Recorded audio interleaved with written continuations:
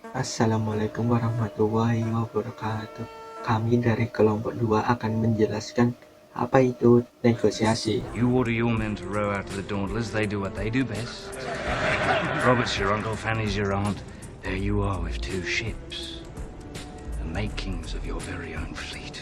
Of course, you'll take the Grandis as your flagship, and who's to argue? But what of the Pearl? Name me captain. I'll sail under your colors. I'll give you 10% of me plunder, and you get to introduce yourself as Commodore Barbosa. Savvy?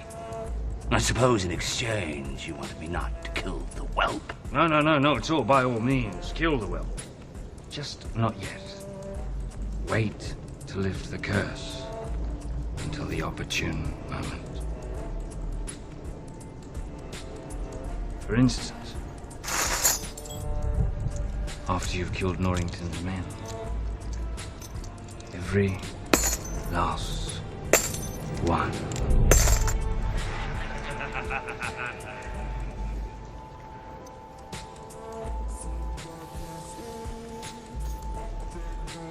You've been planning this from the beginning. Ever since you learned my name. Yeah. I want 50% of your plunder. 15, 40. 25. I'll buy you the head. A really big one. Commodore. We have an accord. All hands to the boats.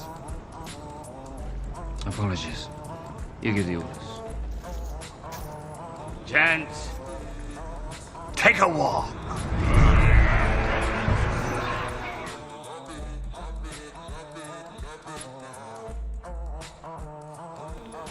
Saya Lisa Kirana mau menjelaskan tentang pengertian teks negosiasi.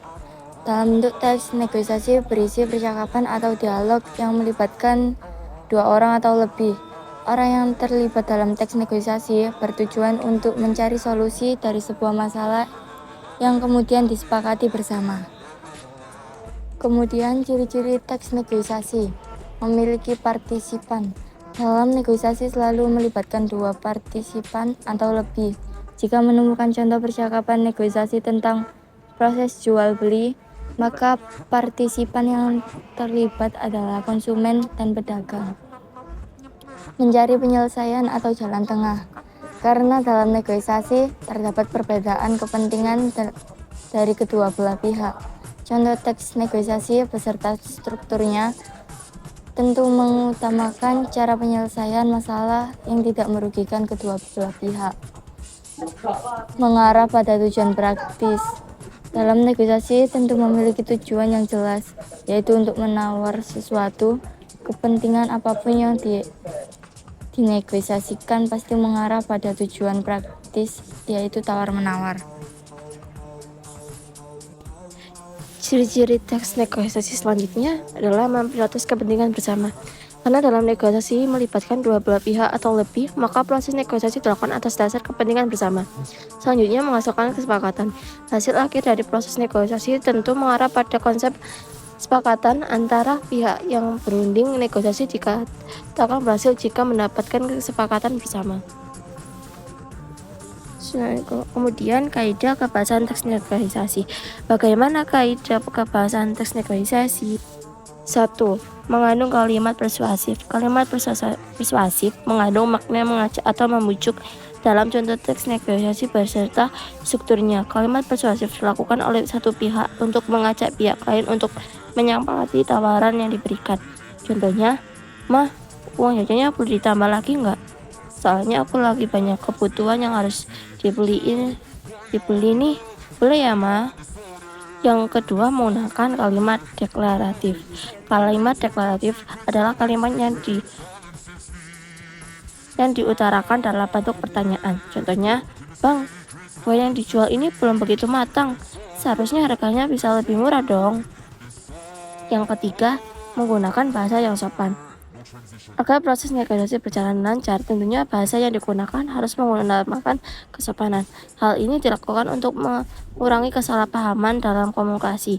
Dalam contoh teks negosiasi beserta strukturnya, bahasa yang sopan biasanya dimulai dengan kata tolong, silakan, boleh, maaf, dan lainnya sebagainya. Contohnya, boleh kakak, silakan dilihat dulu barangnya kak, bisa dinego loh kak. Yang keempat, terdapat kata penghubung konjungsi. Kata penghubung atau konjungsi yang digunakan dalam contoh percakapan negosiasi biasanya berupa kata kalau, begitu, meskipun, walaupun, dan lain sebagainya. Contoh, walaupun barang ini buatan lokal, tapi desain dan bahannya cukup oke lah pak. Yang kelima, menggunakan kalimat efektif. Kalimat efektif yang dimaksud adalah kalimat yang singkat, padat, jelas, dan lengkap. Kalimat efektif digunakan agar informasinya yang disampaikan benar dan tepat sasaran. Contoh, misalnya saat kamu ingin membeli sebuah barang, anggap saja harganya 100.000, namun harga yang ditawarkan kamu anggap terlalu mahal. Maka gunakan kalimat efektif seperti ini. Bisa kurang nggak pak? Bagaimana kalau 5.000 saja? Yang keenam, menggunakan kalimat perintah atau yang bersifat memerintah. Kalimat perintah yang dimaksud adalah kalimat yang berusaha mempengaruhi satu pihak untuk melakukan yang diminta oleh pihak lainnya. Misalnya seperti ini, Pak, saya mau beli Green Bean Arabica Kintamani ini 100 kilo, tapi harganya dikurangi 20% ya. Kalau oke, saya bayar cash sekarang. Yang ketujuh, menggunakan kata ganti atau pronomina. Kata ganti adalah salah satu bagian dari part of speech. Kata ganti digunakan untuk mengetahui bentuk objek yang merujuk pada bentuk subjek atau saling berhubungan satu sama lain. Objek tersebut bisa merupakan kata benda yang meliputi manusia, hewan, tumbuhan yang disebut sebagai kontranoun dan konsep abstrak. Contohnya, saya, kami, Anda, kalian, kita, dan sebagainya. Yang kedelapan berisi pasangan turunan. Pasangan turunan adalah tindakan saling memberi pesan dan merespon antara partisipasi dalam kegiatan negosiasi. Contoh, seseorang mengucap salam, maka partisipan lain membalas salam. Selanjutnya, teks negosiasi. Itu teks negosiasi. Oke ini. Iya. Gak iki lho, mister aku sing tipu iki. Partisipan iku apa? Tipu kabeh. Nah, terus kan nama iki struktur. Selanjutnya struktur teks negosiasi. Iki sampe penuh. Enggak lah sampai 2 gitu. Nggih. Coba iki lho. Oh iya. Ya. Permintaan. Terus karena mau cari iki ya. Apa struktur teks itu? Mana coba cari iki.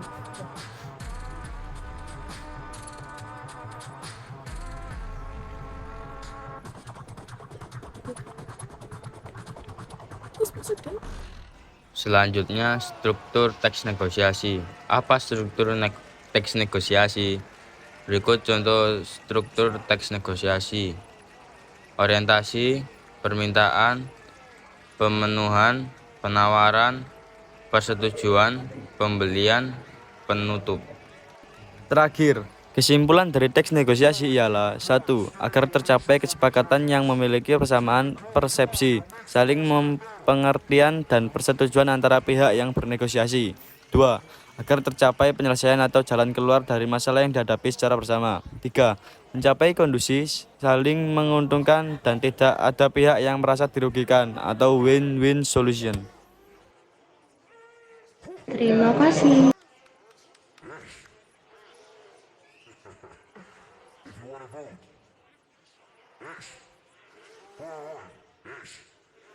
Swish?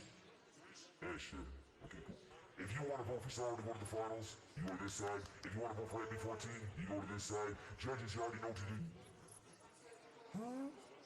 When your voice cracks and important stuff, hey, what are you gonna do? It's been a lot of yelling. But, who's moving on to the finals? Found that one funny, don't you? Sit there until Sunday. I said 3, y'all say 2 more. In 3. Make some noise for Sarah!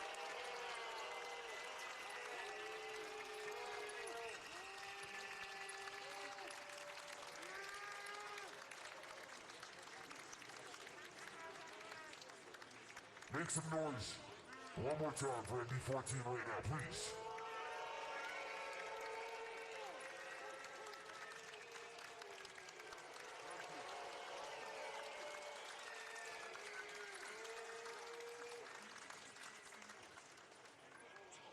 Whew.